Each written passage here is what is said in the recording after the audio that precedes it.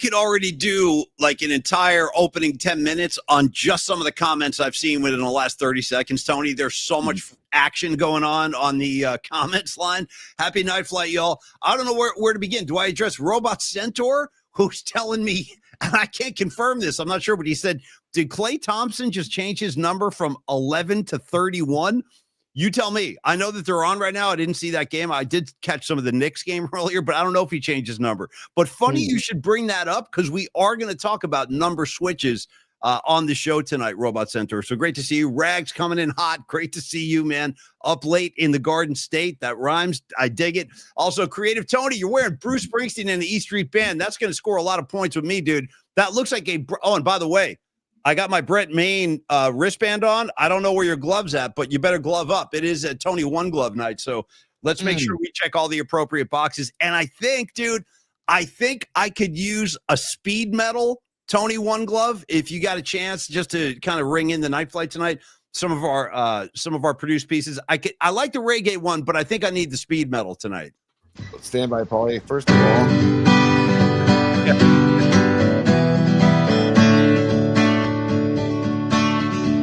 Creative Tony,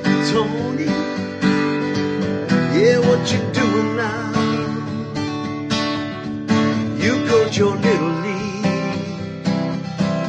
Yeah, let's take a night reprieve. Gonna be some sweet sounds coming down on the night flight, on the night flight. This is your other home. Yeah, you know you're not alone. Gonna be some sweet sounds coming down on the night flight, on the night flight. This is your other home. Yeah, you know you're not alone.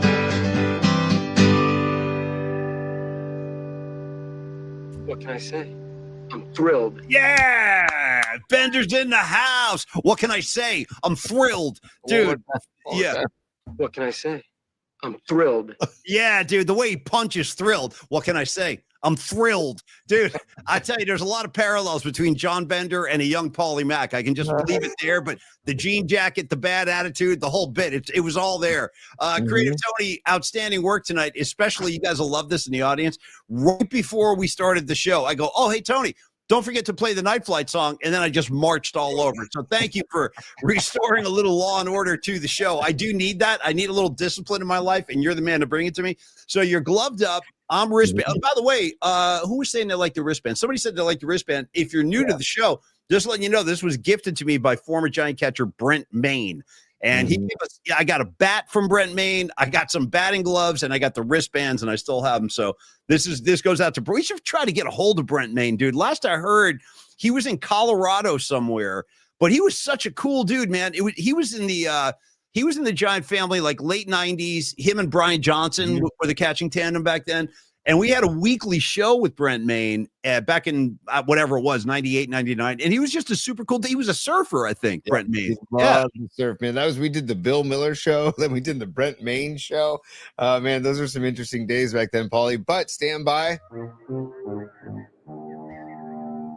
Paulie, I see Doug in Japan on the chat. So if you, without further ado, Paulie. All right, Toto!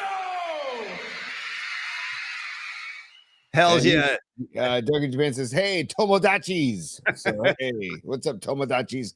I don't know what that means, but I assume it's a compliment knowing that it's Doug in Japan. I'll drop a Dore Omogato, and I'll drop a Mr. Roboto, and I'll also drop a Konnichiwa on Doug in Japan. Doug in Japan, thanks for joining us, brother, as well as all the usual suspects, Low Steve, James Lazat, Dami Peralta, John Joseph, Nikki DiFrancesco, Rags, Patrick Patton, Miriam. I saw your request, by the way. You want to go to Particle Land tonight? So do I. We're going to make that happen a little bit later on. So hang on to that, Miriam, because she was right.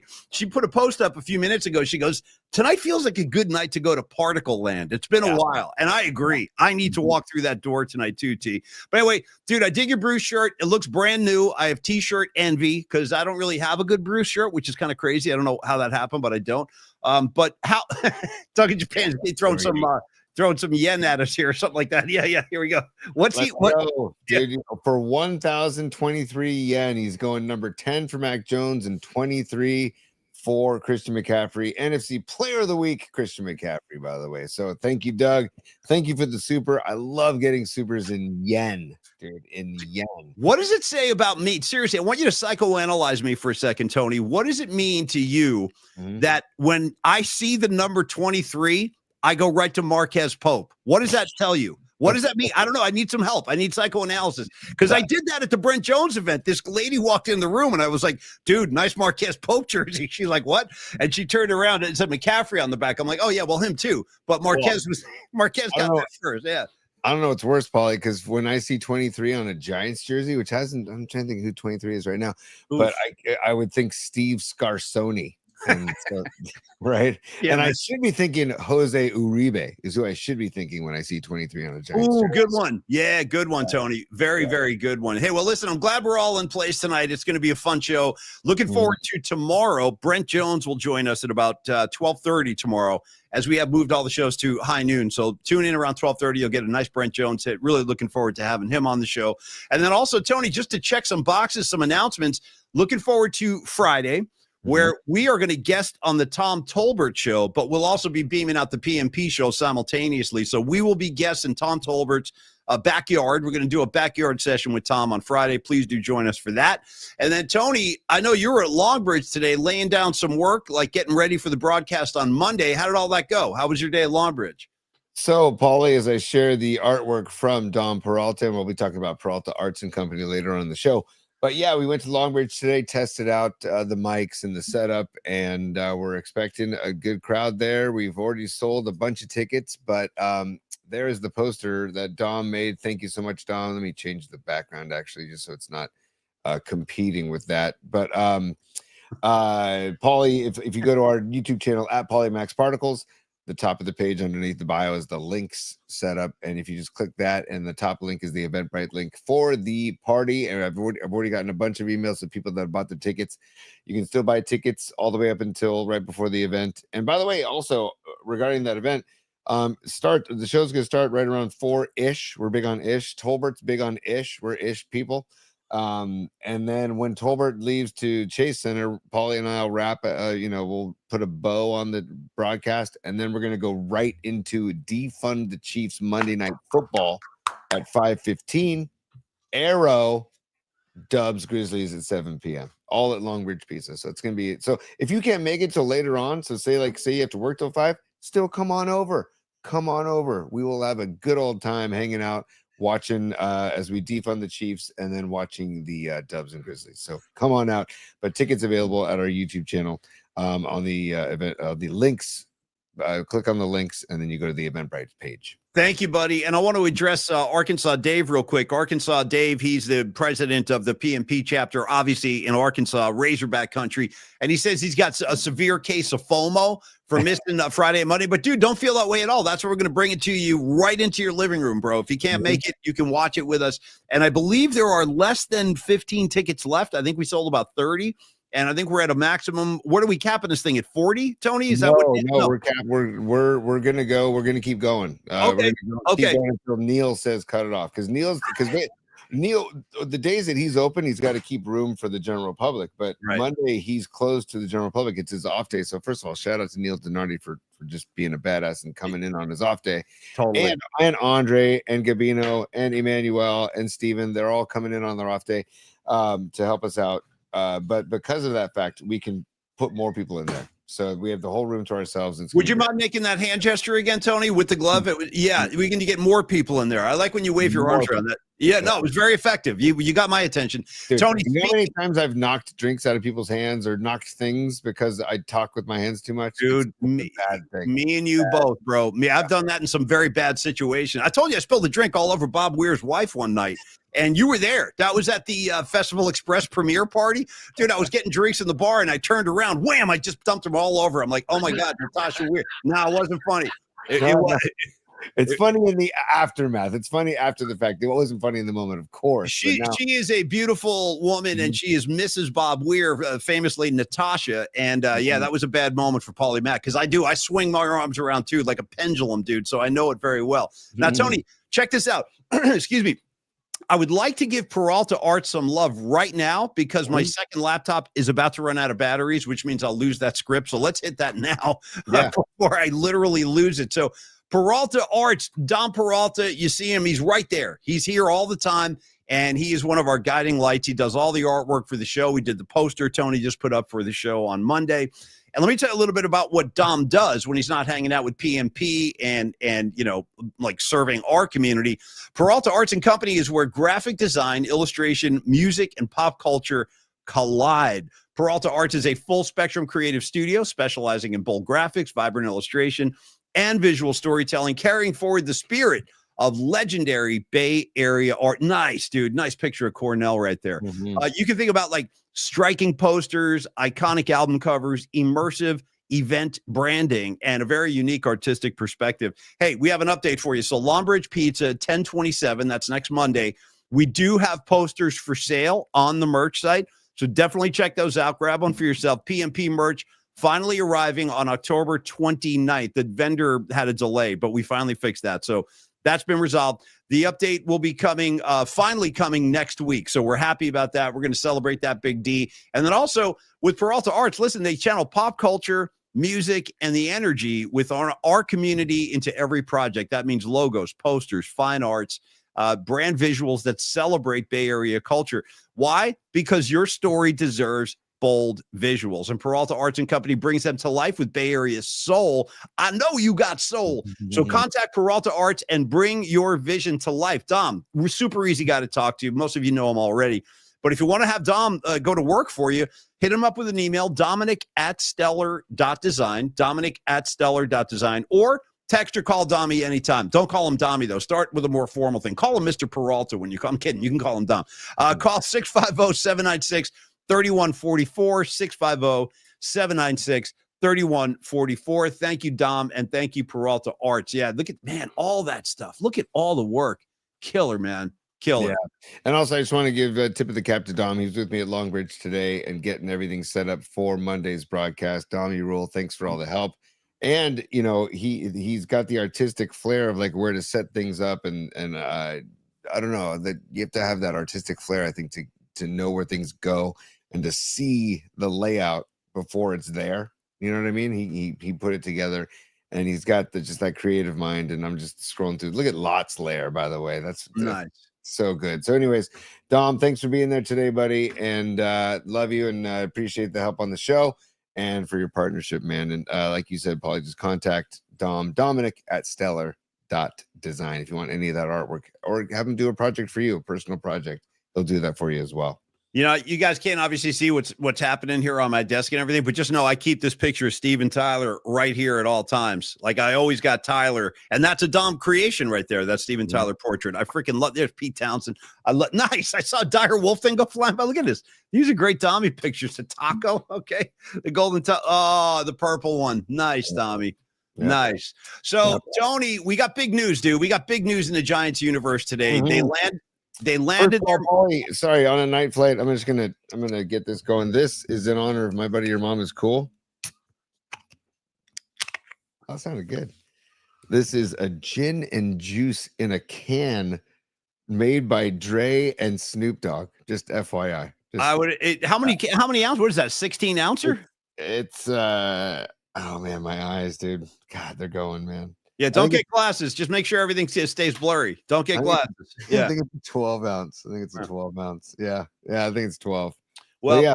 Cheers, everybody. Cheers. Okay. Yeah, why don't you toast the Giants' new skipper? Because that's what I was just about to say. They have landed their man. So Paisan from the South coming out to California. Yep. They got their guy, Tony Vitello. Now, this is an interesting move on a number of levels. First of all, he's the first manager in MLB history. Think about this. This has never happened before in all the years of Major League Baseball, to go directly from college right to the pros with no pro ball experience whatsoever.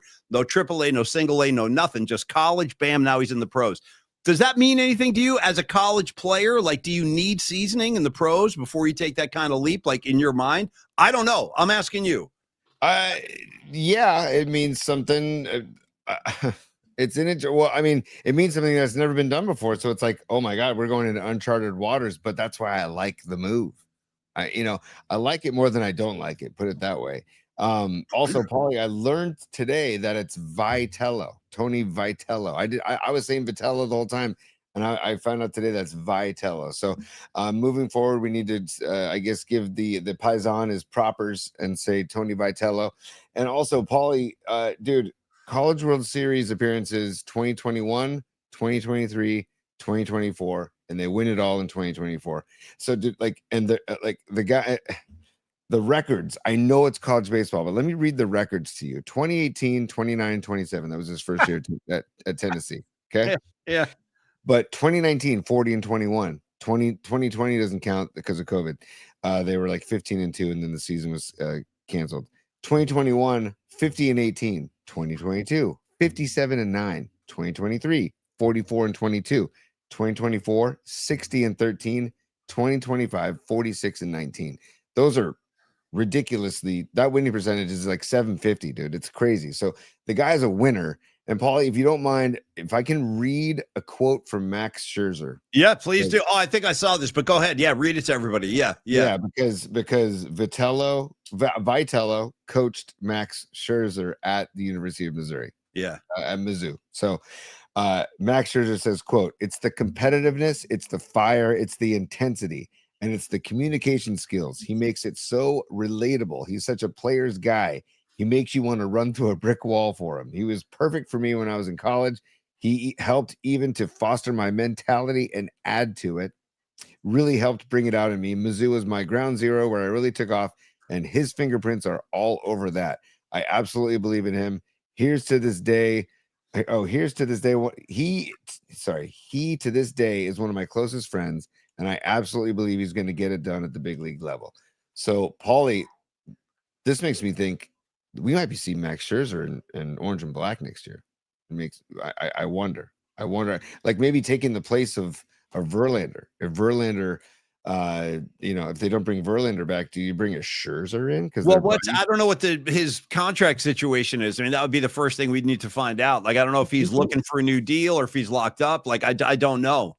I think he's available. I think he's a free agent. I'm pretty sure. All right, Robot Centaur, get to work at the PMP Sports Desk. Let us know if you got any particulars on his contract. But dude, 1-year deal. Sorry, Paulie, 1-year deal with the Blue Jays. So, so he's free. He's a free agent at the end of this year. I think after they beat the Dodgers, he's a free agent. So, but also, Paulie, I saw a picture of Bryce Harper and Vitello on horseback, like hanging out. So I'm like, dude, and Bryce Harper. There's chatter about Bryce Harper not being a Philly next year. So I'm just throwing things out into the universe, throwing particles out in the universe. I would move heaven and earth to get Bryce Harper out here in San Francisco. And let's not forget, they already tried. They tried to land Bryce Harper years ago before he signed that deal with the Phillies, and they obviously didn't get him. But dude, I love Bryce Harper. I've always wanted, like, I love his swing. To me, he has the most beautiful swing in the game. There are probably others you could like compare that to, or maybe like more, but I love Bryce Harper. I love the way he plays, and I would love to have him in the. So listen, if it's going to be hard to say Vitello. If Vitello wants, if he can attract names like Scherzer and Harper, dude, hell yeah. My question is, can he win with what we have right now? You know what I mean? We got to think of a song choice for Vitello, and then if Bryce comes to the Bay, we got to do for Ice Ice Baby. We got to do Bryce Baby, right? I mean, don't do. Well, we already did that. We did. We did a Bryce mashup when we were trying to land him. You remember? That was part of it. Yeah, and we need to uncover something new. I don't retread stuff. Yeah, fair enough. Also, dude, there's a weird Tennessee like vibe connection. Because the Giants' first-round draft pick of the 2025 draft was an infielder for the Tennessee Volunteers, Gavin Kylan. So also Drew Gilbert was coached by Tony Vitello. He's a lunatic too, like Drew Gilbert, like that whole choke me out kind of stuff, like that whole energy thing he brings. I watched a lot of highlights of Vitello today, like celebrating. There's one clip I saw of him where he goes running down the third base line and just jumped into the seats with his boys. Did you see that clip? And he's like jumping up and down. So he's all energy. You know, he's a player's guy, like you said, a player's manager. I just hope it means wins. The Giants need to get back into the postseason. And if he can make that happen, great. So let's welcome him. Sorry, Paulie. I just looked up, and the first thing I saw in the chat from Chutch916, Bryce in white satin, dude. Not bad. Bryce in white satin, never reaching the end. So, Paulie, The funny thing about this whole move is that it's Buster's not going to do something lightly, right? He must have done a ton of homework on this. He must really, really, really believe in this guy and like this guy to make this kind of a move. And that's what makes me like it.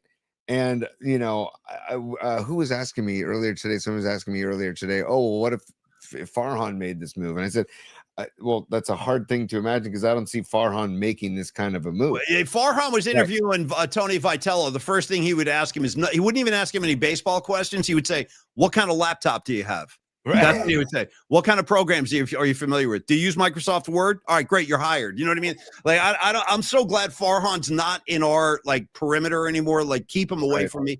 But, you know, listen, we've seen this kind of thing before. Remember when the Niners kicked George Seifert to the curb and they brought in Mariucci, who was coaching Cal at the time. And, you know, that was okay. The Mooch was pretty good. They got him to a couple of NFC well, at least, I guess, one NFC championship he took him to. We didn't win that one.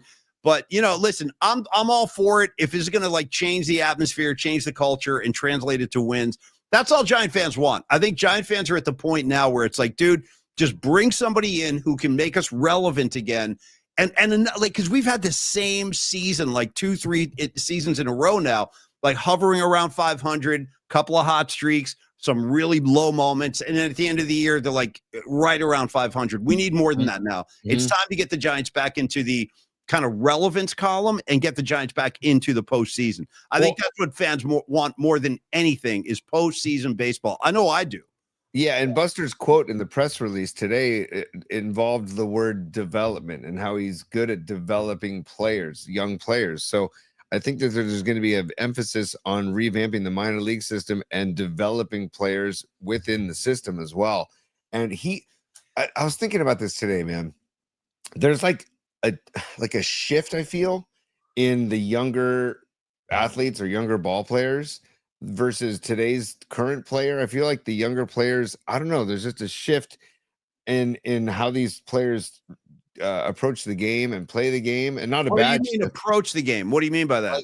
I mean, maybe not approach the game, but I feel like the old school managerial ways don't resonate as much with the Gen Z, I guess you would say, or the younger player. I think the younger player responds to the younger manager more these days, where it used to be the younger kids look up to the old guard and, you know, oh, respect. I'm not saying they don't respect that. I'm just saying that I feel like they're what Vitello what he says resonates with these kids. So obviously the proof is in the pudding with the numbers of the Tennessee program. And by the way, I didn't realize how big of a deal Tennessee baseball is, dude, because they're up in arms in Tennessee. They're all pissed off that they lost their skipper to the Giants.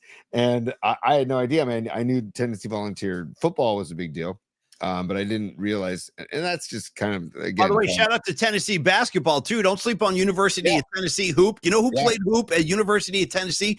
Bruce Hornsby's kid was playing hoop at Tennessee. So I got like a soft spot for Tennessee basketball because little Hornsby was out there some years ago. By the way, also on the Vitello tip, I got to shout out Patty from Napa, the queen of the scene. I had a great meeting with Patty today, and Patty said regarding Tony Vitello, I like his name, I like his face, and I like his ass. That's directly from Patty from Napa. I haven't had a chance to check out his ass yet, Patty, but I will. I'll give it a good look-see, and I'll get back to you on that. But I'm glad the ladies, you know, I guess having a handsome leader with a chiseled jaw and a nice ass, I guess that's going to be for the ladies of PMP, totally, Joe Schmo. For the ladies of PMP, you've got your man. Yeah.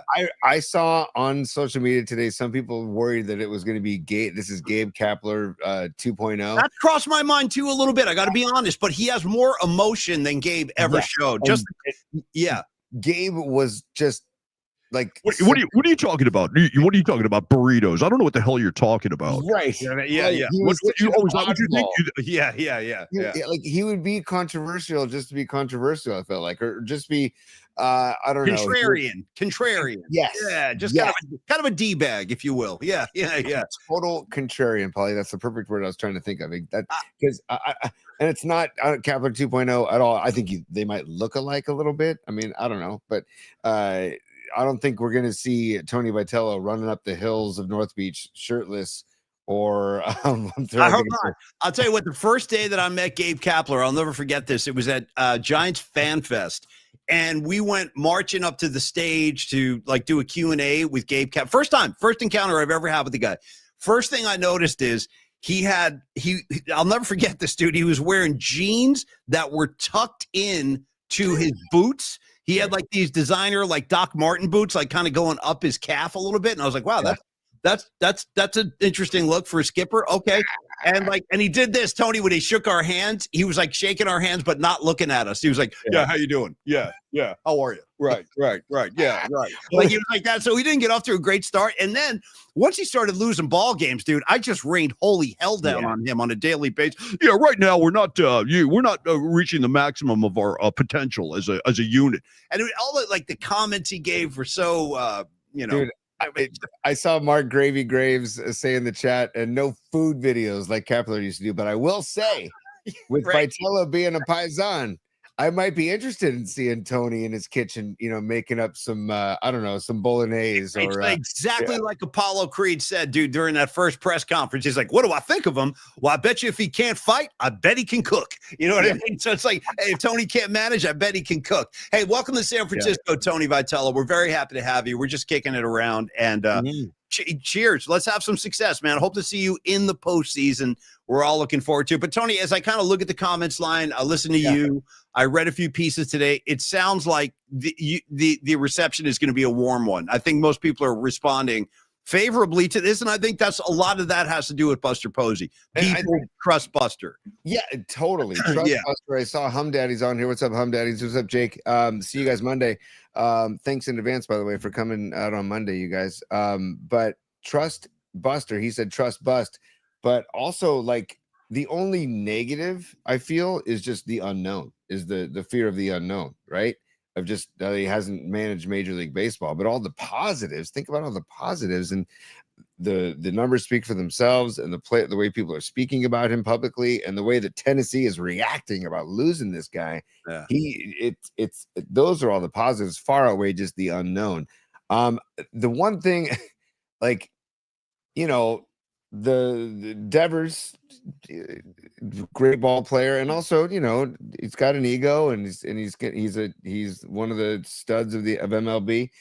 It's going to be interesting to see how they receive Vitello. I'm sure it's going to be friendly and warm at first, but it'll be interesting to see how Vitello nurtures the relationships with the veteran ball players that Matt Chapman, Adames. Although I could see Adames and this Vitello guy getting on wonderfully, and just to see how they get along. And I'm very excited about it. It's an exciting move to me. It like you said a few minutes ago, pumps energy into the whole organization, and I'm just very excited, Paulie. It's funny too. On top, I'll say one more thing about this, and we'll move on to some other topics tonight. But with Vitello, I think, Tony, and you can help me out if I'm wrong here, but I think it's the first like stone paisan we've had in the skipper's chair. And I'm going back now.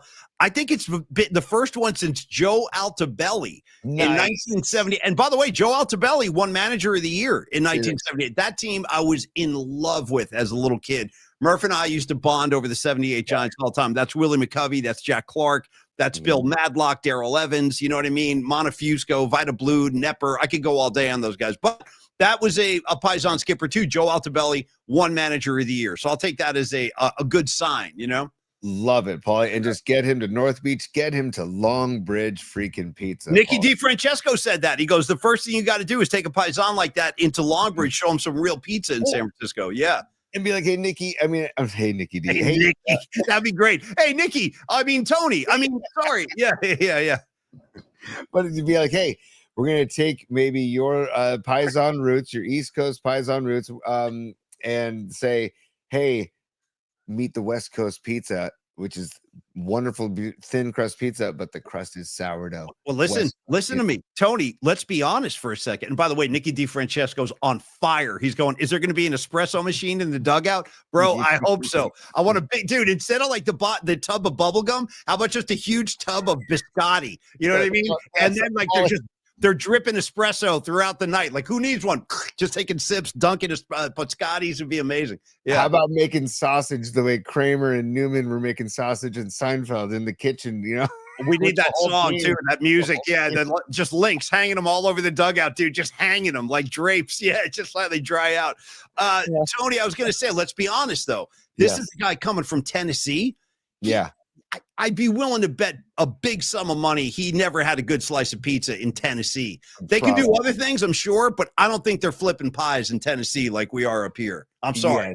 Yeah, I would agree. I would agree, Paulie. But I do like this like the particles being spread in Knoxville and Tennessee, because I hear nothing but great things about Knoxville and Nashville. And I'm like, okay, fine, let's go. I mean, doesn't Kittle live in Nashville in the off season? So dude, it's like everybody freaking moved to Nashville. I don't know what's going on down there. We better get down there before it's too late. You know what I mean? Like, but the only place in Tennessee I've ever been to, and it was very brief. I was in and out real fast, but it was Memphis. I've never been to Nashville. You T been to Nashville? I've not, and I really want to go. Yeah. I really want to go. I've always wanted to go. Paul, if you'll indulge me for 1 second, this is what we do on the show. We just share things when we have a moment to share something. And I feel like this is worth sharing because we were just talking about it. Yeah, bring it, man. Okay. Oh, nice, dude, nice. That's what the dugout's going to look like. That'll be the clubhouse. Dude, hanging over everybody's locker, just sausages everywhere. Here's the music. Here we go. Watch the dancing, dude. Give me the music. Give me the music.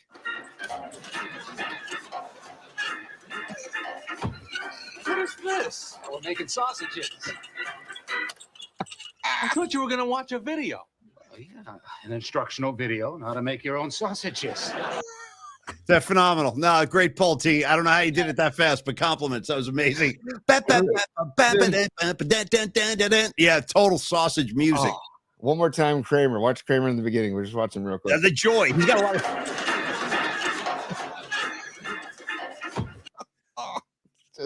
Oh, I can't get enough. Look at Jerry. Jerry's just stunned. Yeah. Here we go. And here's the tail end. All right, let's go grab some mail sacks and haul these beauties out of here.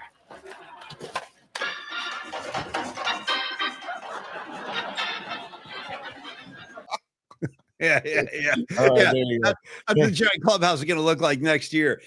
Who's that? Ernesto, have I ever been to Grand Ole Opry? No, dude, I have not, but I would love to. I'd love to go there. I'd love to see the Ryman. Yep. All those music, dude. You know who just moved down to Nashville? Like unbelievably, Henry Rollins. Oh, wow. Now, yeah, like he lives down there now too. I think what it is, first of all, it's like obviously a lot more affordable to live down there. You can probably get yourself a really big pad and all that, but you got to want that whole Southern kind of flair. I don't know if I could do the whole Southern thing like year round. I could probably go down and get out, but I don't know if I could do it year round. I don't know. People know that I love the city of New Orleans. What I love about New Orleans is you walk out of your hotel and literally within steps you hear live music, right?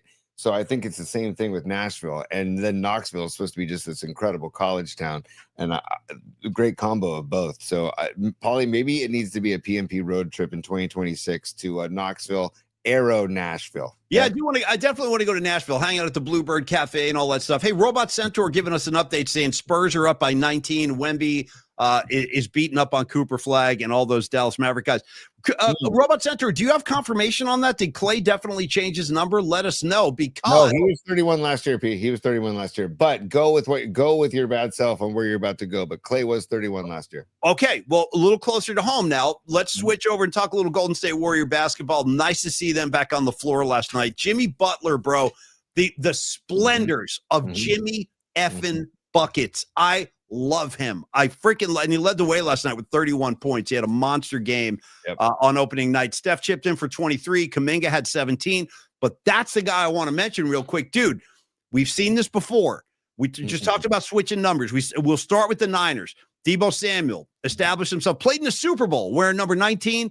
then decides he's going to switch his number to number 1. And then he became disgruntled, and now he's not here anymore.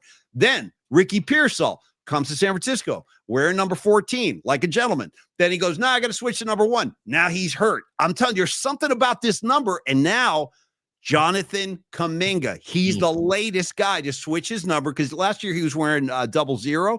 Now he wears number 1. I don't know if you that connected with you last night, T, but he's doing it now too. What is with this number 1 thing? Every time it happens to a Bay Area guy, bad things happen. So give me your thoughts on that. Dude, I'm not fired up about it because first of all, I just don't like the number 1 because it's just 1. And it's unless you're Mookie Wilson. You know what I mean? Mookie Wilson could wear number 1, and he wore it well. Fair, and Ozzie Smith wore number 1. Like there's a few number 1s that can get away with it, but I don't know, man. I just don't like the number, and there is that weird connection of with disgruntled people. It's odd. It's very odd. I'm knocking on wood. The table that I do the show from is wood, so I'm knocking on it right now, Paulie, because the way Kuminga played last night. First of all, no injuries, please, and also let's stop the trade talk in January if he plays like that, right? I want Kuminga, and supposedly Kuminga and Butler are hanging out and forming this bond. Dude, Kuminga, that's a very smart move, dude. Soak up as much Jimmy Butler as you can. Yeah. But maybe, Paulie, you need to do Butler and Kuminga by the Bay or Butler and JK by the Bay, living in an apartment together in the city. Because those guys spend as much time with Kuminga as you can with Butler, because like you said, man, you love that guy. So do I. Well, you know what it is? There's something about Jimmy Butler when you watch him play, you start to realize, and I've seen this for years with him, but you've seen it up close every night now with Golden State. It's such a treat because he is one of the few guys in the NBA that can get you a bucket whenever he decides he needs to get one. He'll go get one. Like he can score anytime he wants, and he can do it in a variety of ways. He can go to the rim, he can bang in the paint and come up with a loose ball, go up with it. He can shoot. Like I just love his style, and I love how he is so versatile. Like I was just saying, he can beat you in so many ways and leading the way. I mean, think about like how much help this is going to give Steph Curry now, where Steph doesn't have to think every night, all right, damn, I got to score 25, 30 for us to even have a chance. Not anymore, because Steph, Steph was good for 23, but it was Butler who did the heavy lifting last night. I think that's a really good sign for what's to come this year. Paulie, also, how about Buddy Ball, dude? 5 of 10 from three-point land, 22 minutes, 17 points. Come on.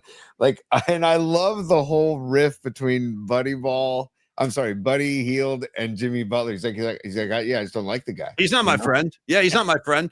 Or he's like, did you guys keep in touch like friends over the summer? And like Buddy Hield's like, no, he's not my friend. Yeah.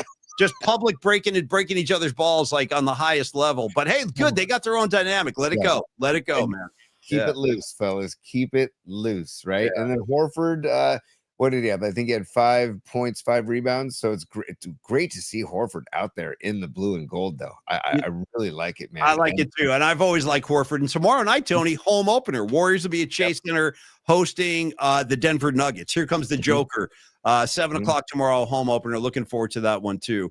But it's just nice to have NBA basketball back. You know what I mean? It feels like it was gone for a long time. Just always great. And already, dude, night 1, Steph already has claw marks like all over his torso. I'm not kidding. You see, like he got carved up again last night. I wonder if guys like don't cut their nails on purpose just to carve them up, because he left the court with scratch marks as usual. You know, what'd be funny, dude, is if Steph wore like a onesie underneath his uniform. Like a turtleneck onesie underneath his uniform, just as a statement to the refs of like, I'm not going to handle this. I can't get scratched anymore. I can't get turtleneck one. You're talking about top and bottom, like a bodysuit. Cover the legs, cover the arms, cover the shoulders, cover the neck, cover it all. I don't know. Like, why are you wearing a turtleneck onesie bodysuit, Steph? Well, because I get manhandled. It's like Freddy Krueger out here, guarding Steph, just carving his ass up every time. But you'll see, he's covered in scratches already. It didn't take long at all, man. Dude, Paulie, 1-2, Freddy's coming for you. Okay, shout out Don Dockin, dude. Dream Warriors, bro. Dream Warriors. Okay, I don't remember which number that was. Do you remember where Dockin hit the scene? But Dockin, they got involved at some point with one of the Nightmare, maybe 3. I don't know. It was either 3 or 4. But I, to be honest with you, Nightmare on Elm Street really did actually scare the crap out of me, because I'm like, dude, what's so scary is that this guy only appears in your dreams. And I was like, what a great concept, but what a scary concept, because then anything can happen in your dreams. And oh my God. And it was just like, it was too much for me. But then I was so drawn to it. Robert Englund. Yeah, Robert Englund. Yeah. With the hat and the sweater. Dude, you know what I was thinking about with the first one? I think the first one was probably the best one from what I can remember, because I haven't seen those in years. But I remember Johnny Depp, dude, a young Johnny Depp. Yeah. He was on his bed, minding his own business. And I'll never forget this, because right above his bed, he had a Rush poster, Grace Under Pressure, right above his bed. I'm like, oh, cool poster. Next thing you know, Freddie, I think, pulls him into the bed, and then like blood just starts squirting up like a geyser. I'm like, damn, they got Johnny Depp. They're messing up his Rush poster. You know what I mean? That's no way to treat Rush. You got blood all over that thing. Yeah. Dude. Hey, you know what though, dude? It is Halloween season. We should be talking horror movies. Like, it's almost, in fact, dude, true story. Rags, you're my witness to this, because you're the only guy that's going to understand this. Because Tony, I will say this as an adult, isn't it? Do you find like it's, for me, this is true. It's a lot harder for me to get scared from a film now than when I was a young kid. You know what I mean? It's just not as easy. But years ago, I was probably in my 30s. Rags and I decided I'm not sure what made this happen. We decided one night to sit down together and watch Rosemary's Baby, which I had never seen. It was like in my 30s. I had never seen it. That movie scared the crap out of me. Have you ever seen that start to finish? Yes. Roman Polanski? Yes. I've seen it once, and I'll never see it again. Dude, by the time you get to the end of that movie and you start to realize, like, they're all in on it. Like the old lady next door, she's part of it. The old guy up the hall, they're like the year one, Rags, totally, bro.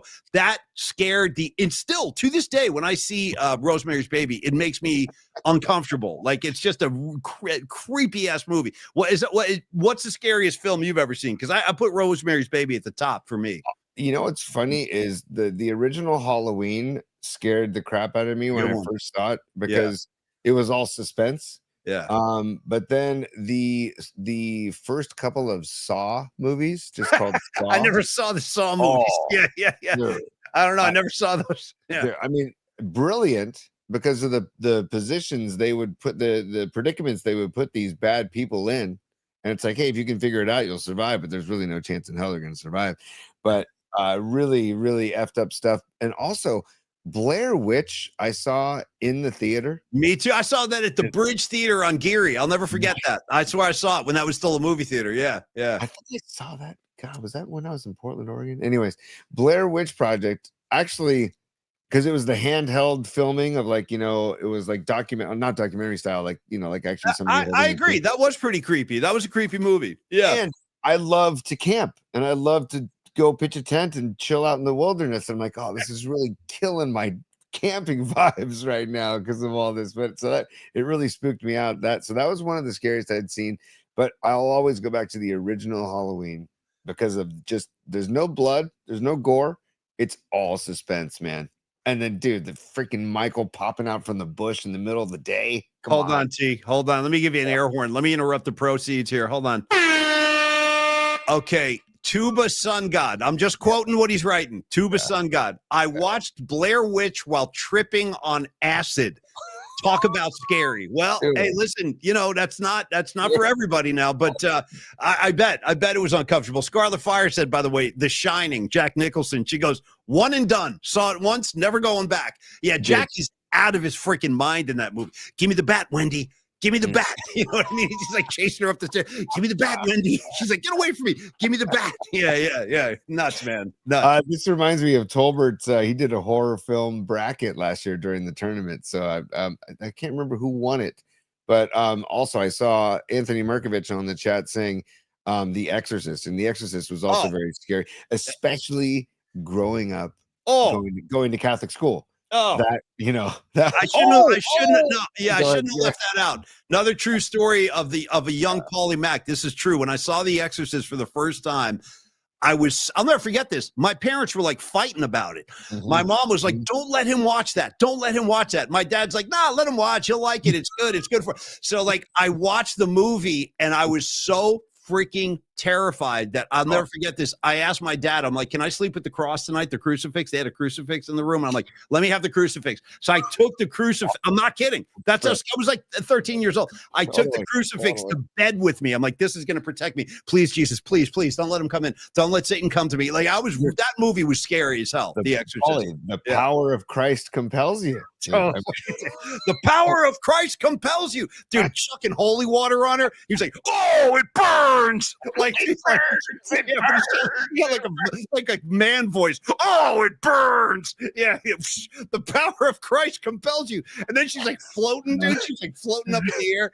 Yeah, that's a hell of a situation right there. Yeah. Also, before we get back to sports, the Amityville Horror movie really scared the crap out of me. True story too. That's true story. Yeah. That's why it scared the crap out of me, because I'm like, this is based on a true story, and those windows of that house up on the top, I'm like, there's something just so spooky about that house. I'm like, oh god, man. So by the way, would you ever do, let me ask you an honest question about this, because it's Halloween season. Let's do some ghostly tales here. If you were looking to buy a new house, and you found your dream house, but you found out that some like crazy S had gone down in there, would you still buy the house?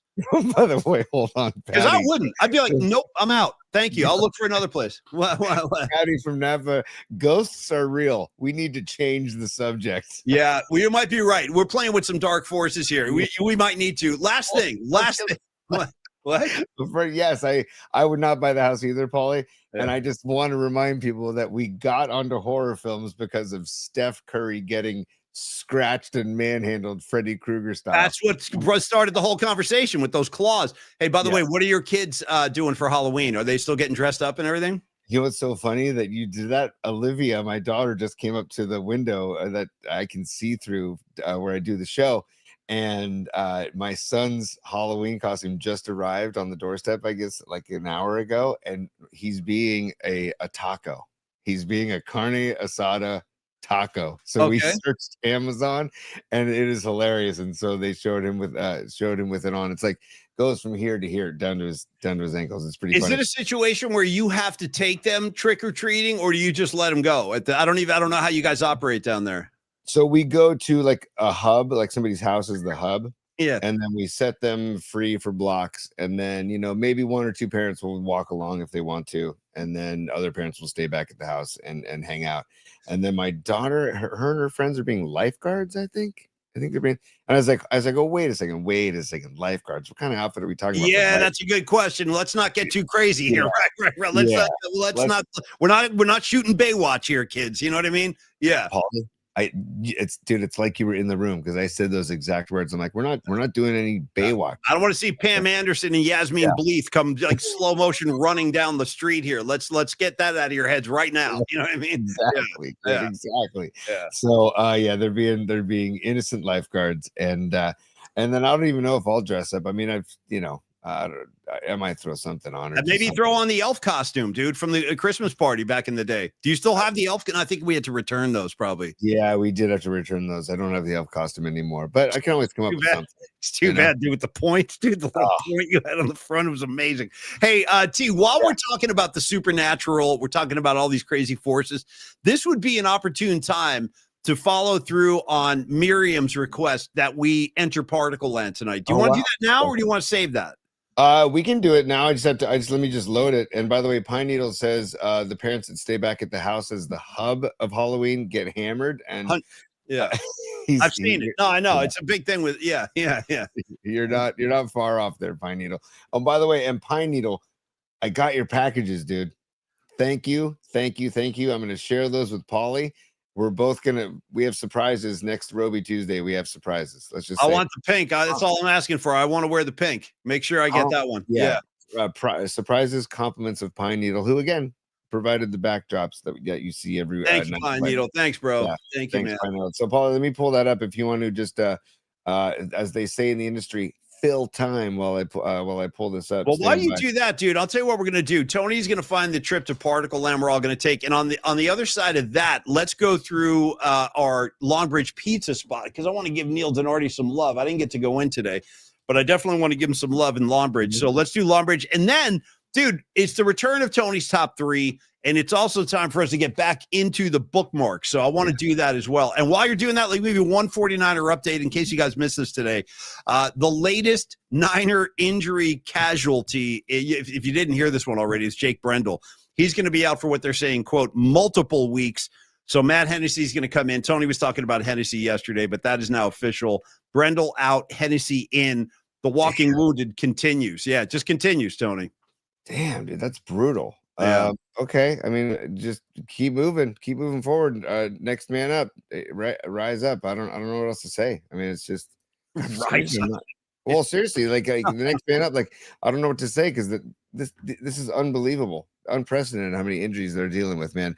On the flip side, congratulations to Christian McCaffrey being the NFC Player of the Week, dude. Yep. Much deserved. Oh, before we go to Parkland, dude. The Christian McCaffrey, the numbers on McCaffrey, dude. What did I see? Let me oh yeah, 52 first downs from McCaffrey so far in 7 games, Paulie. 7 more than Jonathan Taylor in the NFL.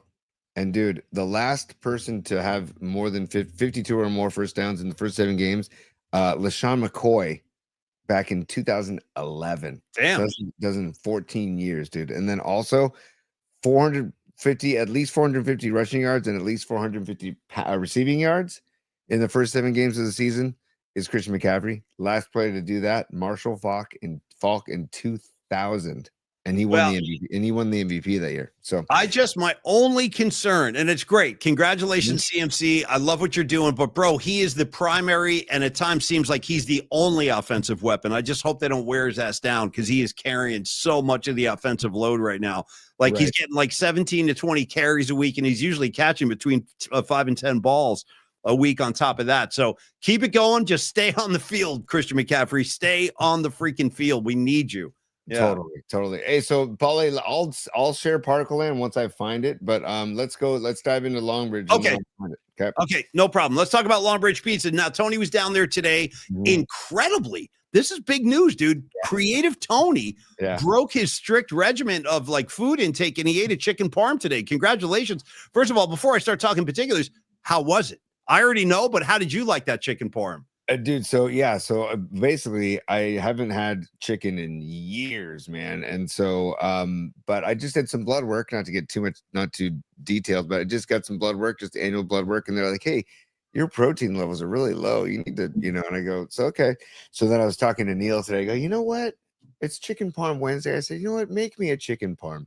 And dude, with the seeded roll, I've been telling you, extra red sauce, the extra red sauce on the side, I usually I'll eat half and bring the other half home. I inhaled the whole thing. Oh, you're not going to eat for like a couple of days, dude. You'll be full. Those things, they're a beast because he stacks the cutlets up 2 and 3 high, man. It was so freaking good. Yeah. Dom ordered one himself. Dom was smart though. He rationed and actually only ate half. Right. I ate the whole thing and I ate the whole cup. I almost asked Neil for a second cup of sauce, dude, because I was inhaling this thing, but it was so damn good. And that was the chicken parm Wednesday. Tomorrow they do the Detroit style pizzas. You can get the Polymac particle pie on Thursdays for the Detroit style, and then remember Tuesdays they do the smash stack burger as well. And then they do the Philly cheesesteak, the version of the Philly cheesesteak. I forget what they call it. Chopped cheese, kid. Chopped cheese. Yeah. They do the chopped cheese as well on request. And confirmed by Neil today, Monday at our watch party for the Warriors and our Defund the Chiefs party, Neil Donardi is going to debut the party pie, which is a brand new pizza that he's going to debut at our hangout on Monday. And by the way, you can get tickets for that hangout on our YouTube page at Polymax Particles. Just click the links and you can see the Eventbrite link right at the top. You can buy tickets there. We've sold a bunch and we hope to sell more and get everybody out there. And the broadcast starts around 4-ish. And Tom Tolbert, myself, and Paulie. And then Tom will break free around 5-ish and go to Chase Center to do the Warriors broadcast with Tim Roy. And then we will stick around and we will get the Defund the Chiefs party going for Monday Night Football. And then we got Warriors Grizzlies at 7:00. So anytime you can come, if you can come for the broadcast, fantastic. But if you work till 5 or whatever, or 6, still come on by afterwards. We'll be there. So Yeah, we'll be hanging out. Come on, come help us defund the Kansas City Chiefs as a community. Yes, absolutely, dude. Because it takes a community to defund the Kansas City Chiefs. So just real quick, particulars on Longbridge Pizza. You know it, but if you're new to the show, let's get into it. 2347 3rd Street. Tony talks about the laid-back vibe, the serious pizza. It's real. The vibe in there is real. In fact, give me some highlights. What'd you hear on the playlist today? What kind of stuff did you hear? One of the reasons I showed Chris Cornell during Dom Peralta's Peralta Arts and Company spot is because there was like a triple shot, not back to back, because Steven doesn't do Steven spaces it out. Yeah. He spaces it out. But it was Rusty Cage I got from then Outshined again, because I'll hear Outshined for the rest of my life. If I heard it once a day the rest of my life, I'd be fine. But it was Rusty Cage and Outshined by Soundgarden were a couple of the highlights. Then I got some live Fish. Then I got some really spacey stuff that I remember. I wanted to ask Neil or Steven what it was. Oh, and by the way, Steven today wearing a Creep Show movie t-shirt. I've seen it. Good film. I've seen it. Yeah, not bad. Yeah. Steven, all I know is you're making me think of Ted Danson buried in the sand. Dude, up to his neck. That's a tough way to go while watching your wife on TV who's dying simultaneously. That's all. That's a lot to take in. That's Stephen King at his finest, though, right there. Yeah, man. Yeah. So it was phenomenal. It was incredible, and it was just another great day at Longbridge Pizza, and a good crowd there, good lunch crowd there too. It was packed, so it was great. Yeah, Longbridge is amazing. Get on down there, join the Vibe Tribe, see what we're always like praising them for, because the food is outrageously good. They do have they can accommodate private parties, private groups. If you want to bring the kids in after a CYO game or whatever, just talk to Neil and he'll reserve that room for you back there. Tony talked about the Polymac particle pie, the greatest honor of my life, certainly one of them. It's for me, it's better than winning an Academy Award or something like that. It's like I have a pizza named after me, man. I can die a happy man. But I also recommend the Nico pizza. That's a really good one, too. That's one Neil made and named after his son, Nico. So try the Nico pie, try the sandwiches Tony just mentioned, and just get down to Longbridge. You will see why we rave about them so much. The sourdough crust is the secret weapon. The tomatoes, he is so particular about the tomatoes he uses in the sauce. And the proof is in the tasting. You will enjoy it. You'll love it. And then you'll come back to us and you'll be like, hey, you guys were right. So get down to Longbridge, join the Vibe Tribe. And thank you so much, Neil Donardi. We freaking love you. And we'll see you on Monday. Yeah. Dude, it's all about the sauce. All about the sauce, man. And it was just great to see Neil again today. The smiling face of a Neil Donardi, just fantastic. So great stuff. Thanks again, Longbridge Pizza. We love you guys and looking forward to Monday. Can't wait. Are we going to Particle Land, or are we going to wait till tomorrow for that? It looks like you're struggling over there. I don't want to keep it going if you can't find it. No, I'll find it before the end of the show. Just put it that way. Okay. Well, I think we should get into your top 3 or Bookmarks. One of the two. You can flip a coin and decide. It's your call. You're the quarterback here. You know what, Paulie? Yeah. It's time. Sure, go ahead, laugh if you want to. For Bookmarks. Maybe that's how you get your kicks. You and your good time buddies. PMP style. I got a flash for you, Joy Boy. Party time is over. Yeah.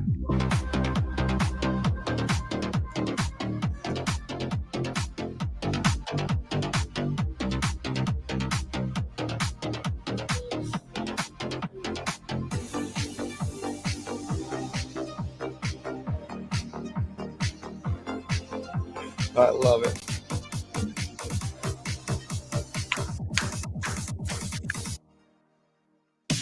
Ooh. All right, there we go. So good. I missed it, dude. I missed Bookman. I missed the disco ball. I missed the dance track. All right, let's dive in, dude. We've been stockpiling bookmarks literally for weeks. I have no idea what's in there because we haven't gone in such a long time. But let's just dive in one at a time. We'll start parsing through them, T. Yeah, let me just get there, and we'll, like you said, we'll dive in and have a good old time. Let me go to the top of Bookmarks. Here we go. Oh, yes, that's right. Today, 35 years ago today, Paulie, this skit debuted on Saturday Night Live, just so you know. 35 years ago today. Making sure that you can see it on the screen. Yeah, there we go.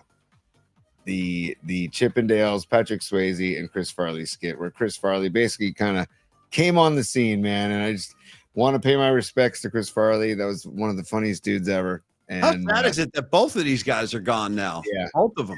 I mean, like, I'll just give you a taste, and it's just just a quick, hold on. Music.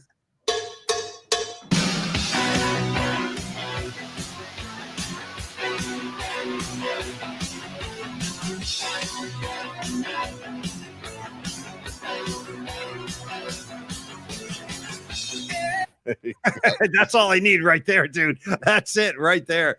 Well, Farley. Hold on, here we go. A little more. Listen, I think the shirt comes off. Yeah.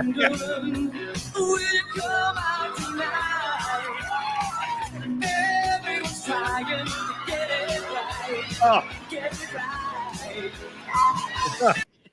Yeah. God bless him. What a funny dude, man. Dude, it's just the best, man.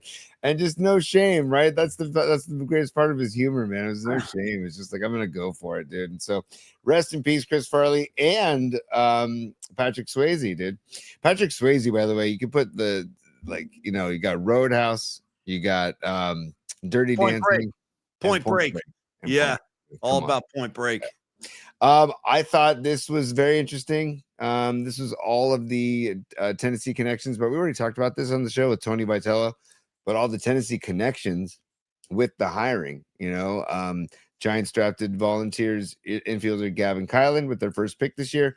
They drafted, they traded for outfielder Drew Gilbert and pitcher Blade Tidwell from the Mets. And they also, there's another guy that I wrote this down on my notes earlier. They also drafted somebody in 2023, Maui Ahuna, a shortstop from the Tennessee Volunteers. So love the name. There's a vibe. Moving on, Paulie. Oh, I thought you'd like this. We were able to stick with it. Defense, you allowed us to do it. Let me start this from the beginning. Is this from last week? This is post game after beating the Falcons. This is okay, cool. And it's great because Bethune. Well, just watch it. It's really good stuff. Here we go. O-line, big time. Backs, big time. Everyone on offense, big time. We were able to stick with it. Defense, you allowed us to do it. I can't be more grateful for you guys for doing that, man. Hey, man. Throughout this game, man, and when the game ended, all I could think about, man, it's just the beginning, bro. We got this dub, but we got long ways to go, bro. We ain't play a perfect game yet, and that's what we striving to. Right. Hey, let's go. 9 on 3. 9 on me. 1, 2, 3. All right, Great. Bethune. I like that, dude. I hadn't seen that. That was good. See, that's why I like Bookmarks. I hadn't even seen that one. That's really good. This next one, we already read the quote from Max Scherzer, Okay. so we can move on. That was good. All stuff. good. Just Max Scherzer saying that the energy that Vitello brings is unmatched, and he's going to be a success in the MLB. And Look just, what's going on here. This is a pretty extreme situation here with the grandma in the cage. Do you know about this? no, but it says, "Hey Yeah. Niners, Granny is in the cage until you finally get an interception on defense." Because it's 13 games and counting, and it is an NFL record. And I don't know about you guys. I want to let grandma out of the cage. Enough is enough. Yeah.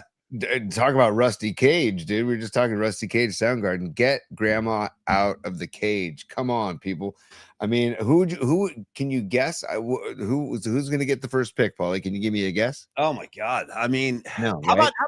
about just reading a play correctly? How about D Winters just shocking the world and skying up for one? Dwight I Clark love that. style. Yeah. Totally. I love that call. That's a good call. I also like this kid Siegel. I could see Siegel making a pick too, right? Siegel's been playing well as a rookie. So, and by the way, Renardo Green left the game on against the Falcons, and I haven't heard anything about his status. I'm hoping that he's okay. So, Renardo Green, rest up, get better, because you got the Texans coming in, and got the Niners D line, by the way, should feast on the Texans O line. But we can talk about that tomorrow with Brent Jones, who's joining us at 12:30 tomorrow. Very nice. Paulie, moving on in Bookmarks. Let's see. I can get the Bookmark beds going, by the way. Hold on a second. Where'd it go? Oh, where'd it go? There it is. There we go. Just nice and light underneath. I'll lower it if we ever have anything with music. Oh, you put this in here, I think, or did I? Frank Gore advanced to the next phase in the Pro Football Hall of Fame process, per Matt Mayoko. So, Paulie, Frank Gore getting closer and closer to being a member of the Pro Football Hall of Fame, dude. Wouldn't that make you just so freaking happy? Well, yeah, no, he's definitely getting in. I mean, Frank Gore will be enshrined in the Pro Football Hall of Fame. As far as I'm concerned, there's no debate. There should be no delay. There shouldn't be not this time. We'll see you next year. None of that horse ass. Frank Gore, to me, is a first ballot Hall of Famer. I put him in the Hall of Fame right now.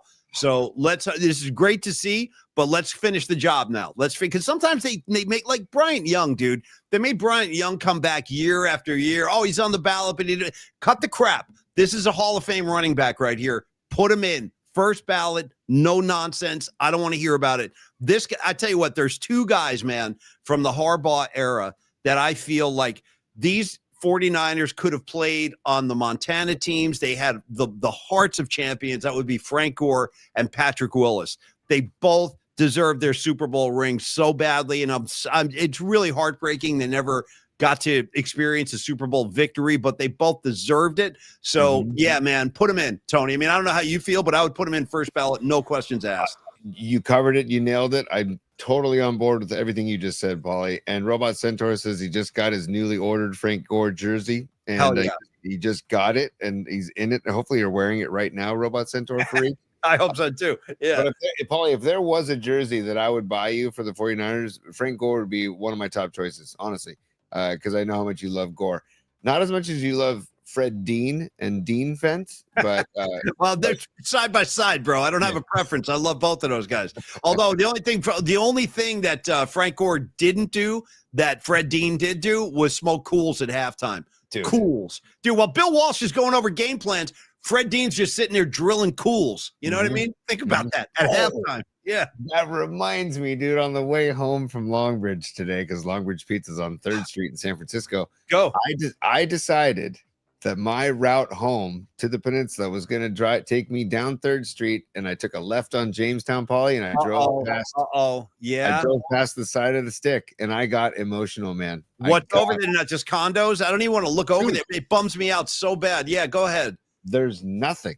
Yeah. It's all just bulldozed land, and there's signs on the fences that say Candlestick, something like there's a slogan underneath it, like, you know, a community for a new community coming soon or something. So it really, but there's still like a couple old signs still up. If you go to the dirt lot side of the parking lot, you and I might need to make a late night trip over there with a screwdriver and kind of liberate those signs. Got to hang it right behind me. You know what I mean? Because those signs should be with us, as far as I'm concerned. And one of them's like tattered and torn, and like it's just torn and frayed. Shout out Stones. Nice. But it was really, I was like, you know what? Why am I doing this to myself? And I'm like, you know what though? Because I wanted to relive and but it was so weird to just drive up Jamestown and look to your left and see nothing. Yeah, it was just really bizarre. So, anyways, thought I'd share that as well, even though I don't want to bum people out. My apologies if it bummed you out. But Levi Stadium, here we go. Let's go. Let's go to the Vi. Let's see. Oh, this is to Paulie. This is something to be talked about. Matt Mayoko talking about Robert Saleh, your guy Saleh, that he doesn't see Saleh. He thinks it's one and done. He's gone next year. And how do you feel about that? For another head coaching job? Yeah. Well, it's kind of early to start speculating about that. I mean, it really is. We're only like 7 weeks into the season. So I don't know that I would already start like projecting where he's going to be next year. But I hope that's not the case. But yeah, I could easily see it happening, just so long as it's not, he's got to pick the right team this time. I mean, sometimes you're better off waiting for the right opportunity than jumping in with a team like the Jets. Look at the state of the Jets now. Like, so it's a death sentence going to be a part of that organization. So if he does leave, just make sure it's with the right squad. That's all. And I'd hate to lose him again, because look how the defense was flying around the field last week. That's all. Yeah, man. Yeah. That's incredible. I mean, it's just, it's perfect. It really is. It's so perfect. I mean, where else can you get Robert Saleh with Gene Simmons face paint? I don't know.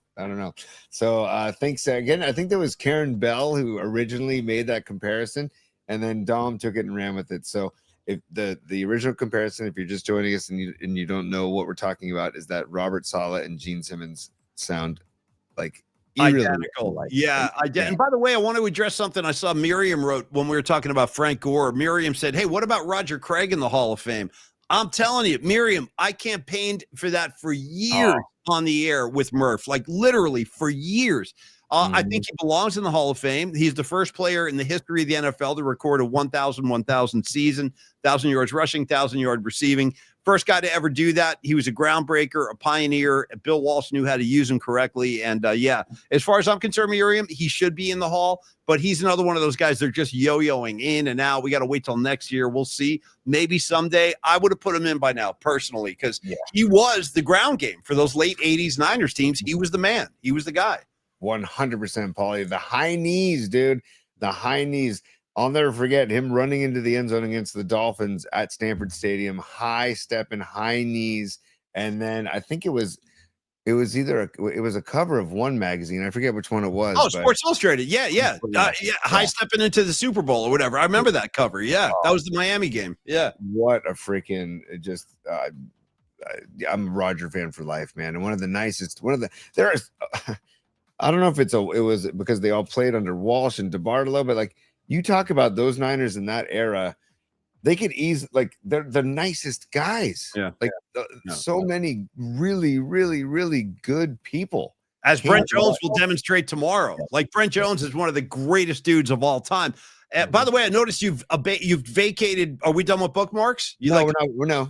I just got on the Bob Sala tip, and then we have supers to get to as well. So I want to make sure. Why don't we do this? Let's do supers, and then let's do your top three, because I want to wrap the show with Tony's top three as well. You said you got something you got to show me a picture. I'm looking. I don't know what that is yet, but I want to see it. So let's do your supers. I don't know who they are. I can see them at the top, but I'm not sure who they are. So bring them up, T.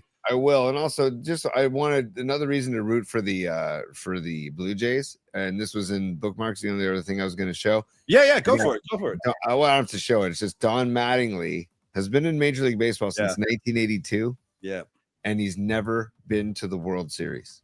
I mean, that's crazy to think about, dude. 14 years as a player, 12 as a manager, 17 as a coach, never been to the World Series until now. So if you need a reason, I always liked Don Mattingly.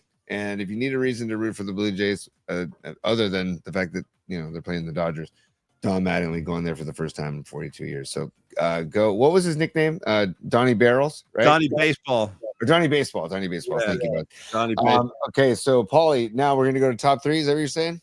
I kind of want to, and I also want to shout out John Joseph. I don't know what this is in regards to, but I just looked over and John Joseph goes, "I've seen Judas Priest 25 times." Beautiful. I've seen him twice. I've seen him 3 times. I've seen Priest 3 times, and each one was great too. But the Defenders of the Faith tour, that was my favorite, John. 1984. Saw that one at Madison Square Garden. That was a great show. Yeah, that is fantastic. Where did that picture go that I was going to share? Oh no, I have it downloaded. Okay, stand by, Paulie. I'm talking to myself. But let's play the top 3 open first. Yeah. Then we'll get going. What's up, Rags? Tony's top 3. Tony's top 3. Tony's top 3. It's been so long, dude, since we fed the ducks. It's been so long. Yeah. Oh, it's great to feed the ducks again, man. This is beautiful. Yeah. You know what? You're damn right, Paulie. Great. It feels like a homecoming. It feels like I'm coming home when I hear the ducks music, man. This is good. This is the way it should be. Well, Aspiring Botanist, our dear friend of the program, Aspiring Botanist, sent this picture in to paulyspot@gmail.com. And there he is wearing the Jerry Rice jersey. And in the window at the very back, you can see the Murph and Mac bobblehead in the back underneath his elbow, right next to Sourdough Stan. But he's proudly doing the Tony's top 3 hand gesture that Rags came up with. So thanks for the photo. Remember, you can email stuff into paulyspot@gmail.com and we'll get him on the program. But thanks for that, Aspiring Botanist. And he's got it down, Paul. He's got the hand gesture down. Hey, Botanist, man.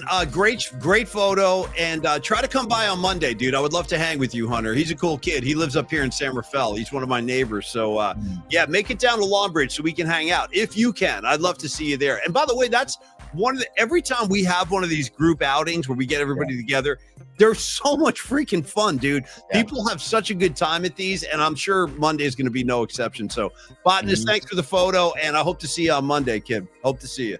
Paulie, so supers after top 3, correct? You can do supers now. Go ahead, man. Yeah, you know what? Doug in Japan, we did the yen. He did it in Christian McCaffrey. Thank you so much, Doug. Yeah. Now, Candlestick Kid back a while ago. Thank you so much for the super. Says Giants baseball fun. Fun. Yeah. Giants baseball fun. Yeah.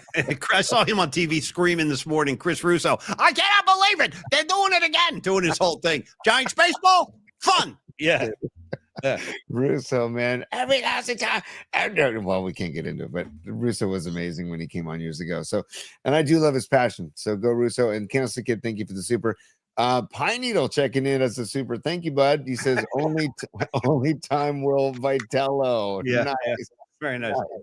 That's a great idea. We're gonna come up with a Vitello song. Maybe that'll be our first song of the next baseball season, Paulie. Tony. This is way too obscure for the masses, but this one's for Bonnie, Scarlet Fire. This is a private one for me and you. How about Vitello or the Crime? Am I Vitello or the Crime? Little Bobby Weir. You know that one, Tony? Victim of the Crime? Yeah. Am I Vitello or the Crime? That's for you, Bonnie. Keep it moving. And thank you, Pine Needle. Peace, brother. Thank you, man. All right, we've got Bake That Dough, freshly baked cookies. Only part owner Posey can take this kind of risk. Dude, it's a risky move. It is a risky. It's a ballsy. It's a bold move, man. It really is going off the board like this, off the page. And think about, like I said at the beginning, this is a move that's never been made in the history of baseball, pulling a guy out of college and sticking him in a major league dugout. So we'll see how it goes. But I trust Buster. I do. I trust him. Totally. And trust Bust. In Buster, we trust. I agree. Thank you for the super. Bake That Dough. Keep baking those delicious cookies. Dub City. Dub City's a super. What's up, Dub? I was able to catch Judas Priest, Alice Cooper, and Corrosion of Conformity live last week. Great show. I'm curious your guys' thoughts on those bands. Ever see them live? Paulie, I personally have not seen any of those bands live, and I'm ashamed to admit that, to be honest with you, because I would. You're missing out a little bit. Like I saw Priest in '84, and they were pretty damn big at that point. And I saw them. That was a great show. They were killer. Yeah. And I saw them again, like in '86. They weren't quite as good. And then I saw them in like when they first got back together with Halford. Whatever year I was working at the Bone at that point. It was actually a Bone Bash show. Was the Judas Priest reunion. So I've seen Priest multiple times. They're great. Alice Cooper, I've never seen him, but I have massive respect for Alice Cooper. I love I'm 18. I love Clones. I love Welcome to My Nightmare. $1 billion babies, dude. $1 billion effing babies. Great track. So totally dig Alice Cooper and haven't seen him live. And Corrosion of Conformity, I've never seen them either. But thank you. I've heard good things about Corrosion of Conformity too. Buckethead Mark, my buddy Buckethead Mark talked about them, and he says, and I respect his ear. And Dub City, it sounds like you've got a good ear too, man. So are they all still? Does Alice Cooper still gig? I don't know. Oh, yeah. He does? Okay. Yeah. And I'm sure Conformity does too. So, I mean, hey, keep us posted. He said he just saw Alice Cooper, so I assume he still gigs. Right. Yeah, he must. Yeah, right. Yeah. Sorry. Sorry about that. They weren't on the same bill. Yes, they saw one show. Yeah, that was the bill. That's what he's saying. That was the bill last week. I think it was a Shoreline. Yeah. Damn, that's quite a bill, actually. Damn. Yeah. Oh, wow. Oh, you know what? Actually, yeah, I remember that was at Shoreline. Because that was the same week that Devo was at Shoreline last week as well, too. I hate missing that. Yeah. Yeah, me too. And then Karen Bell, she's a super. Thank you, Karen, as always. And she says, I'm thinking that's for Sala. I mean, for Sala, because she's the one that came up with the comparison of Gene Simmons. Nice. Yeah, there you go, Karen. Well, we brought it to life. Well, Don brought it to life for you with the face paint. So thank you, Karen, as always. Hope to see you on Monday. I know it's a long haul for you, but it would be great if you could make it. I'd love to see you so we can hang out. And thank you, Karen, as always. You're the best. Thank you. Yes. All right, top three to wrap it up, Paulie. We talked about Vitello earlier in the show, right? Yes. And we talked about the fact that for the first time in Major League Baseball history, a manager is being hired without any MLB experience. Does that alarm you? Does that worry you? We talked about it earlier, really early, like the beginning of the program, but does that worry you? Because I know I spoke how I feel about it, but I don't remember what you said, and let the people know how you feel. I'm not worried. I'm not worried about it, but I'm like curious to see it with my own eyes. You know what I mean? But again, based on all the footage I saw, he's a super high energy guy. Tony read the quotes from Max Scherzer. It seems like the players, Drew Gilbert, the guys that have played for him seem to have like a lot of loyalty and a lot of like high praise for him.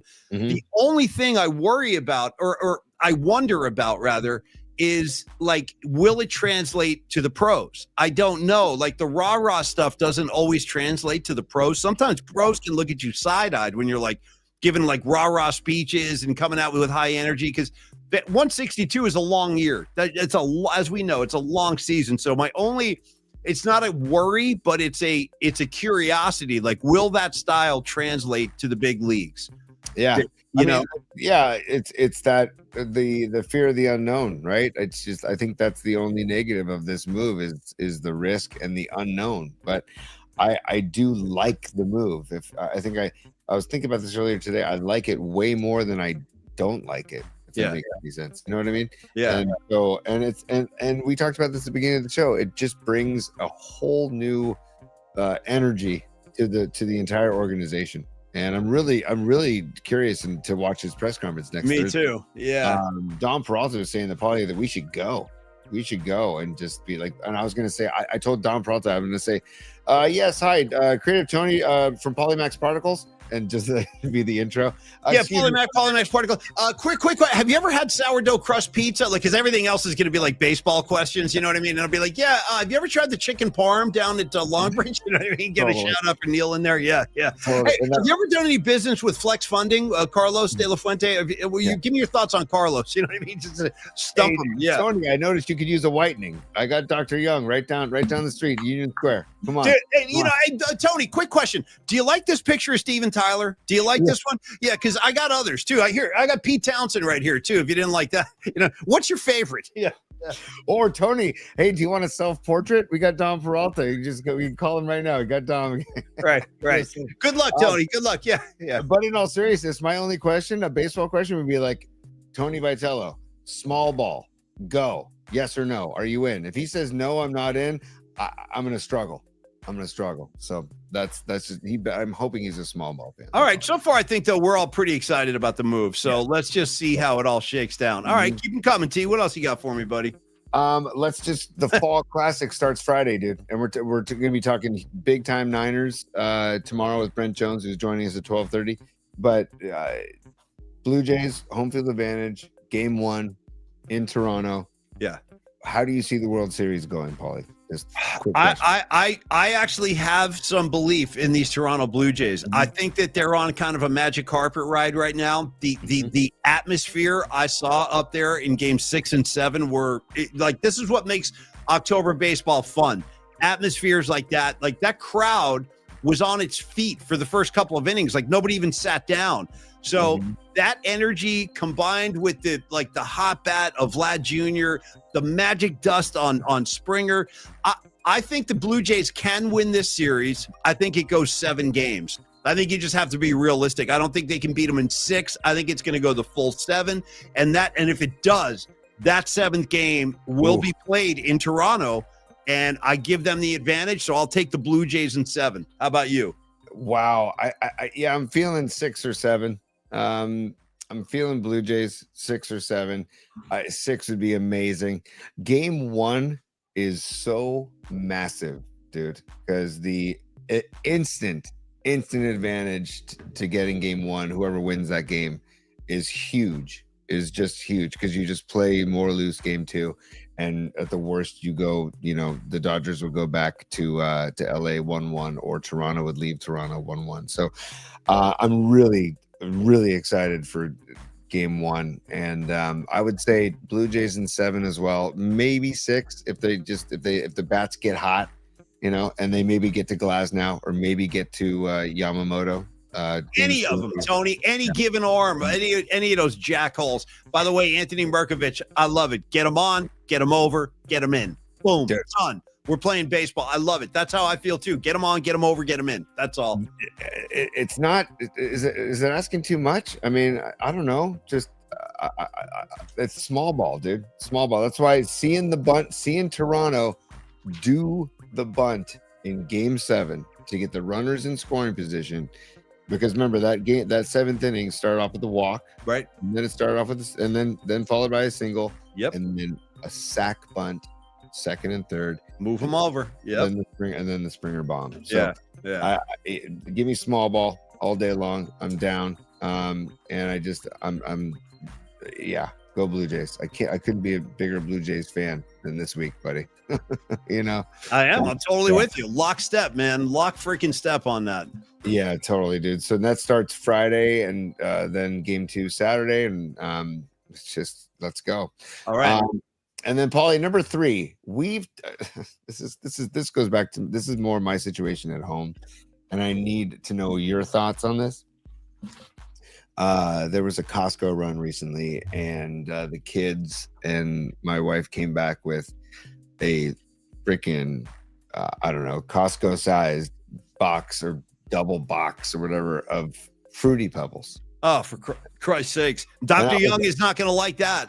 Dude. Dr. Young's going to be pissed. He'll be like, what are these kids eating? What have these kids been eating? Just chewing on, sugar cane? Because that's pure sugar, that stuff. And I was like, okay. There's not one natural. Everything in there is artificial and sugar and chemicals. It's like a box of like radioactive sugar, essentially. Totally. Yeah. Totally. And I will say that every blue moon, I will have a bowl of Fruity or Cocoa Pebbles because it is that good. You know what? Now, cocoa, I can be reasonable. Let's have a little chocolate flavor. But that sugary, sweet Fruity Pebble, dude, it's so sweet. It's almost hard for me to eat that. Like, I wince. I'm like, ooh, like, oh, it's too much. It's too much freaking sugar for me. Anyway. Daniel Shabazz and Robot Centaur both saying doesn't mean it's not delicious, dude. And you're right. You're right. I've got my own choices. Like, as far as like sugary cereals go, honest to God, I do sometimes. I'll go like on a whim. I'll pull down like a box of like peanut butter Captain Crunch or something like that, and I'll eat that stuff for like dessert, like a late night snack while I'm watching TV. I'll eat some like peanut butter Captain Crunch. But the Fruity Pebbles is so sugary, it's hard for me to like enjoy it. I can do like 1 or 2 spoons and I'm done. Dude, so I'm just like, do you have a guilty pleasure cereal? Because I also like to eat cereal like as dessert sometimes. That's what I just said. I do. That's exactly how I incorporate it. Yeah. And like, and you always go milk, right? You never go dry, right? No, I'm going milk. There's 2 for me. I'm cuckoo for Cocoa Puffs, 1, and then 2. I ride with the Captain peanut butter Captain Crunch. That's all. Okay. Do you let this is getting really technical, Paulie, because I had to back off Captain Crunch. We're getting into technicalities here. What do you got? What? I had to back off Captain Crunch because it was starting to tear like the root. Do you let them soak for a little bit? And you almost have to if it's for your own good. Because if you start eating them raw, it's like eating a bowl of like wood chips. You know what I mean? It's so hard. It's like you got to let it soften a little bit. Yeah, let them soak. Let them settle. Yeah, soak them up. Yeah. Monica Lopez, you just nailed mine. Apple Jacks. Ooh, good. Oh, I forgot about Apple Jacks. Good call, Monica. Yeah. Nailed. So I'm trying to be like the cool dad, like, okay, all right, in moderation. Let's not. Yeah, but Dr. Young's going to be pissed. He's going to be like, what are you doing to these kids here? They're going to come in with like massive holes in their teeth. You know what I mean? That's all the sugar pebbles or whatever they're called. Fruity Pebbles. Yeah. Dude. Oh my God. Pumpkin frosted mini wheats. Wow, I didn't even know there was such a thing. Didn't even know. Yeah. Wow. Corn pops. Yeah, gravy. Corn pops. Ooh, corn pops. You guys are making me hungry now. We got to change the subject. And Tony, by the way, I want to end the show before I forget with the special message that you shared from me. If you could repeat it for the audience from, I think it was from Beat LA. Please share that with the group and then we can wrap and send everybody home. But I think we should share that because I just found out about this. It's really, really generous. So it's incredible. Beat LA. And sorry, Tony, real quick. I haven't seen her on the board tonight, so I'm not sure if she's with us or not. So we can repeat this tomorrow, but I still think you should get this out there because it's such a generous thing. Dude, totally. I will absolutely send her a message. We have her email address and we'll copy you on it too, Paulie. But I got a picture from Andre at Longbridge Pizza. We love Andre, and Andre wasn't there today, but he'll be there on Monday. And he's freaking so a great human being. Everybody that works there is great. Yeah. And Andre, and I'm like, what is this picture he sent me? And it's just a picture of a Longbridge, looks like a credit card, but it's like a gift card. And he goes, "Hey, Tony, just wanted to let you know that Beat LA," and he said Beat LA. He didn't say Jessica. Beat LA. I don't know if she went by Longbridge or called in, but she bought a $200 gift card that will be at Longbridge Pizza on Monday for drinks for the PMP Familia during the hangout. And I was like, that is just incredible. So on behalf of myself and Paulie and the PMP Familia, beat LA. First of all, you want to talk about starting the Blue Jays vibes and particles to beat LA. Beat LA, just, going above and beyond for the PMP Familia. So thank you so much. Thank you so much, Jessica. It's just above and beyond. Thank you. I want to thank you too, Jessica. The acts of kindness like that do not go unnoticed in the PMP community. So thank you very, very, and I promise you, hands off. As far as I'm concerned, that's not for me. That's for all of our viewers, and I want you guys to enjoy. And by the way, final comment of the night, Dom Peralta. I saw that, dude. I freaking saw that. I know exactly what you're doing. You're quoting De Niro in Goodfellas right before Joe Pesci kills that guy in the bar. And he goes, you kind of insulted him a little bit yourself. And then he's like, no, I didn't insult nobody. He goes, all right, everybody have a drink. Everybody calm down, have a drink. And he goes, I bought my own drinks. Don't even worry about it. I bought my own drinks. And then De Niro's like, hey, the drinks are on the house. I saw that, Dom. Fantastic. The drinks are on the house. Awesome, dude. Awesome. All right. Listen, Tony, one more time, I want to thank Longbridge Pizza for everything. We'll see you on Monday. Please do get your tickets while we still can, or while they're still out there before Neil caps it, because we want to see as many of you down there. Get your shine backs on that. He's 100%. Now go home and get your shine box. I want to see as many of you as possible. I know. And then maybe you didn't hear. You've been gone a long time. I don't shine shoes no more. Now go home and get your shine box. Also want to thank Peralta Arts. Thank you for the comedy, Dom, and thank you for your contribution to the show. Tony, we still got work to do, so get right back on as soon as we end this, and I'll let you take us home with some Diamond Dave. But you look preoccupied. I don't know what you're doing. I'm sorry. I was looking for Particle Land, man. I don't know where the heck it is, and I really apologize. Don't even worry. Miriam, come back tomorrow. We'll find it. We'll get it on for you tomorrow. But I love the idea. We'll make it happen. I love Particle Land. I would love to live in Particle Land. That's the only bummer. So I apologize for that. But here we go. Diamond Dave.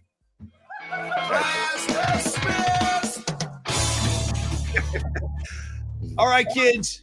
Fantastic as always. Robot Centaur, Dom, Karen Bell with the red glasses. Thank you for the super tonight too. Daniel, Shabazz, what's up? Tuba Sun God, tripping on acid and watching Exorcist. I'll never forget that. S. Wong, Rocco, Phil Dawson, DC, Gravy, what is up? John Joseph, Soccer Ball. Too many of you to keep up with, but you know how much we love all of you. Hey, HVAC, what's happening, man? Didn't see you tonight. John Joseph, we'll talk Priest. I hope to see you on Monday, too. I'll give you all the particulars of the Priest shows I saw. Nikki D, have a good night, kids, and we'll see you tomorrow at high noon. And be sure to join us because Brent Jones is coming by. It's going to be a great show. All right, Tony, I'll see you in like 30 seconds. And for the rest of you, I'll see all of you tomorrow. Miriam, yes, stop by tomorrow. We'll get you to Particle Land, I promise. Ray Goodman, what's up, bro? Have a good night. Scarlet Fire. Mwah. All right, everybody. Cheers, y'all. We'll see you at high noon. Peace, y'all. Thanks so much. Take care.